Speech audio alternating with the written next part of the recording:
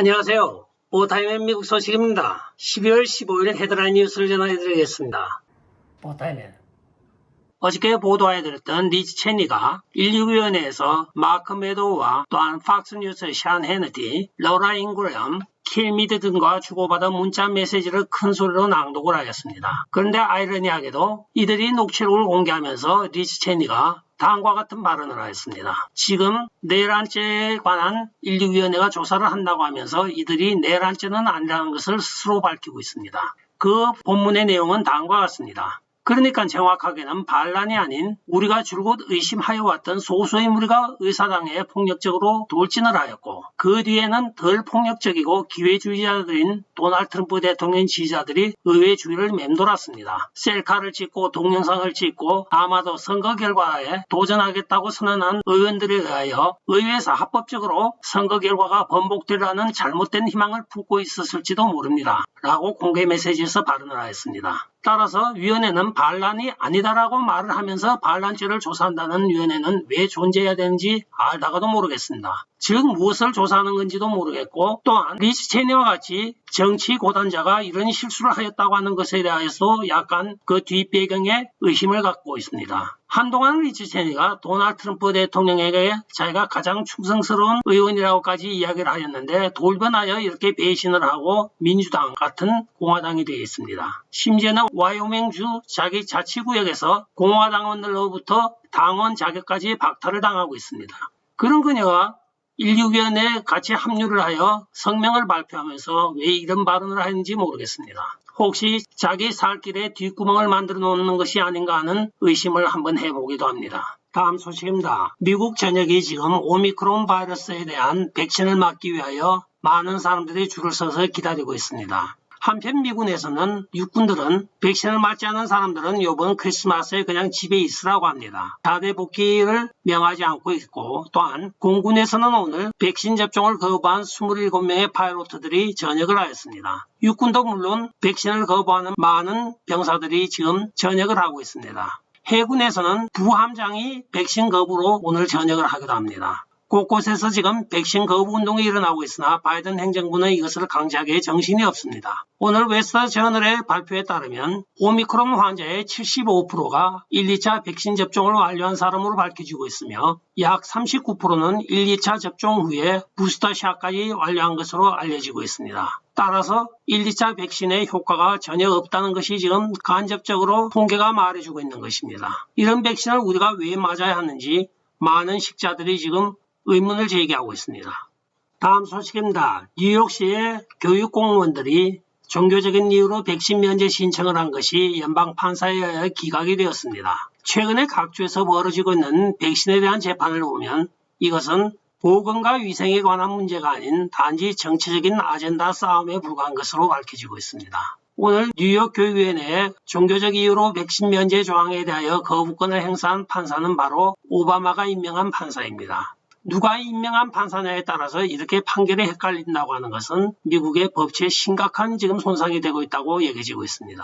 다음 소식입니다. 워싱턴 DC 법무부 장관인 칼 러신이 프라우드 보이, 오스키프 등의 1월 6일 소요 사태의 주범들에 대하여 소송을 제기하고 있습니다. 거기에는 물론 몇몇의 개인들도 포함이 되어 있는데 이들을 9.11 사태의 테러범과 같이 미국에 손해를 끼쳤다고 하면서 손해배상을 청구하고 있습니다. 정치적으로 자기가 입지를 굳히기 위하여 이렇게 쇼를 하는 잘못된 공무원들이 많습니다. 법무부 장관은 선출직 공무원입니다. 그런 그가 이렇게 정치적 쇼를 일삼고 있는 것입니다. 그 전에 먼저 해야 될 것이 바로 알카에다와 오사마 빈 라덴의 손해배상 청구부터 해야죠. 순서가 바뀐 것 같습니다. 다음 소식입니다. 조 바이든이 드디어 피노키오로 지금 등극을 하였습니다. 오늘 하나의 거짓말을 들으려고 하면 그가 바로 아프간 철군 때 주위에서 아무도 자기한테 어드바이스를 해주지 않았다고 합니다. 그러나 의회 증언에 의하면 합참의장 마크 밀리와 또 국토안보부 장관 등이 2,500명의 병력을 남겨놓고 철수해야 합니다 하고 누차에 걸쳐서 제안을 하였던 것으로 밝혀졌습니다. 여기에 더 과관인 것은 그는 그들에게 말하기를 만약에 아프간 철군에 다소의 사상자는 나겠지만은 이 철군이 실패할 경우에는 내가 대통령직을 내려놓겠다고까지 호언장담을 하였던 것으로 밝혀지고 있습니다. 그것도 또 거짓말 말이죠. 아직까지 앉아있지 않습니까?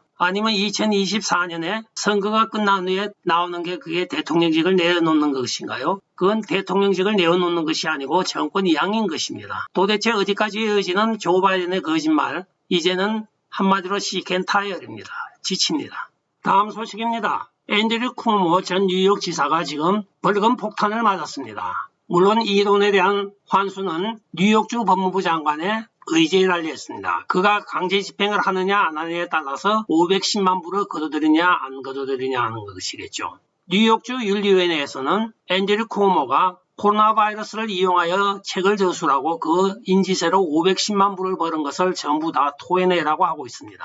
실제로 뉴욕에 수많은 사람이 죽고 그 숫자까지 은폐를 하면서 또 시체도 냉동 보관실에 몇천 구를 은닉을 하였습니다.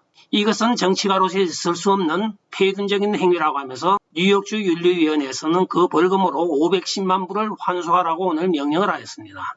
510만 불을 벌었으면 적당히 좀 주위에 뿌려야죠. 민주당들 돈 좋아하는데 혼자 독식을 하니까 아마도 이렇게 당하는 것 같습니다. 다음 소식입니다. 2022년 1월 1일 취임식을 앞두고 있는 에릭 애덤스 뉴욕시장 당선자가 뉴욕시 최초로 여성 경찰국장을 지금 발표를 하고 있습니다. 최초의 뉴욕 경찰국장이 되는 분은 바로 키첸트 수월이라고 하는 베테랑 경관이기도 합니다. 애덤스 시장은 5만 2천 명의 뉴욕 경찰들을 총괄하는 근력을 그간의 단연간의 경험을 통하여 충분히 잘 해낼 것이라고 믿는다고 발표를 하고 있습니다. 이번 에릭 애덤스의 뉴욕시 스태프들의 구성을 보면 전부 브루클린 출신들입니다. 브루클린이 자치주로 떨어져 나간 이후에 최초로 브루클린 디스트릭이 뉴욕을 완전히 석권하고 있는 것입니다. 앞으로 바른 정치 잘하리라고 믿습니다. 물론 에릭 애덤스도 경찰국장 출신입니다. 다음 소식입니다. 2022년 중간선거에서 알래스카 상원의원으로 출마한 켈리 스바카가 자기가 만약에 상원에 당선이 된다고 하면 미치 매코넬을 절대로 상원 원내대표로 지지하지 않을 것이라고 다짐을 하고 있습니다. 또한 그는 리사 멀코프스키와 같이 조 바이든을 돕는 이런 라이노는 우리 알래스카에서 필요가 없다고까지 비난을 하고 있습니다. 그래서 그녀는 자기 사이트에 도널드 트럼프 대통령으로부터 지지를 받는 켈리 스바카라고까지 올리고 있습니다. 지금 공화당 내에서는 도널드 트럼프 대통령 지지를 받는 상원 후보가 여럿이 있습니다. 이들이 공통적으로 약속을 하기에 자기들이 상원으로 당선이 된다고 하면 미치 매코넬은 절대로 지지하지 않겠다고 이야기를 하고 있습니다. 즉 미치 매코넬의 상원 원내대표로서의 역할이 끝나가고 있는 것으로 보여지고 있습니다. 한편 극좌파 언론인 CNN조차도 매코넬을 공화당 상원 지도자로 투표하지 않을 것이라고 하는 것이 도널드 트럼프 대통령의 지지를 바라는 상원 공화당 후보들의 반드시 해야 할 일이라고까지 논평을 하고 있습니다. 적군이 먼저 이 아군의 상태를 파악하고 있는 현실이기도 합니다. 다음 소식입니다. 필라델피아에서 한 소년이 피자 가게 아르바이트를 하고 있었습니다. 14살이 되면 부모 동의하에 아르바이트를 할 수가 있습니다. 권총 강도가 들이닥쳐서 카운터에서 돈을 빼가려고 하자 이 소년 어머니가 그것을 말리니까 소년의 어머니를 꼴졸라 질식을 시키려고 하였습니다. 이에 격분한 소년은 마침 카운터 밑에는 권총으로 그 강도를 쏘았습니다. 강도는 총을 맞고 도망치다가 부근에 순찰 중이던 경관에 의해 붙잡혔다고 합니다. 39살로 밝혀진 범인은 아직까지 신원이 공개되지 않고 있으며 병원에 입원 가려 중이라고 합니다. 이에 대하여 미국 각지에서는 아주 용감한 소년이 어머니를 구하였다고 하면서 성금이 답지하고 있다고 합니다. 다음 소식입니다. 구세군이 2021년에는 지금 장난감과 연말 선물 도네이션이 모자라서 지금 추가로 모집한다고 발표를 하고 있습니다. 자기들이 예상 목표하였던 것에 75%만 달성이 되고 25%가 부족하다고 하는 것인데 여기에 대하여 구세군 총사관은 지금 다음과 같은 발표를 하고 있습니다. 오랫동안 팬데믹과 여러 가지 경제 사정으로 인하여 우리들에게 이렇게 기부하는 사람들이 줄어들고 있습니다 하는데 많은 식자들은 그렇게 보질 않고 있습니다. 바로 일전에 구세군이 백인 인종차별적인 발언을 하였던 것이 원인이 되고 있다고들 많이 평가를 하고 있습니다. 백인들에게 그들이 하였던 말은 일전에 보도해 드린 바와 같이 백인들은 기부금 외에도 유색인종에 대한 사과를 담아서 기부를 하세요 하였던 것이 말씀이 되었습니다. 물론 추수감사절 지나자마자 그것이 아차하고 내렸지만은 이미 다 퍼질 대로 퍼진 것입니다. 그래 대부분 기부하는 주류를 이루고 있는 백인들 층에서 지금 등을 돌리고 있는 것입니다. 구호나 구제는 백인들이 훨씬 많은 양의 기부를 하고 있는 것이 미국의 현실입니다. 기부금을 또 가장 많이 가져가는 것은 흑인들이기도 하고요. 내가 백인이라면 이렇게 말하고 싶네요. 그렇게 잘해줬는데 배은망덕하게 하고. 끝까지 시청해 주셔서 감사합니다. 좋아요, 구독, 알림, 그리고 공유 부탁드리고 댓글 많이 부탁드리겠습니다. 안녕히 계십시오. 바이.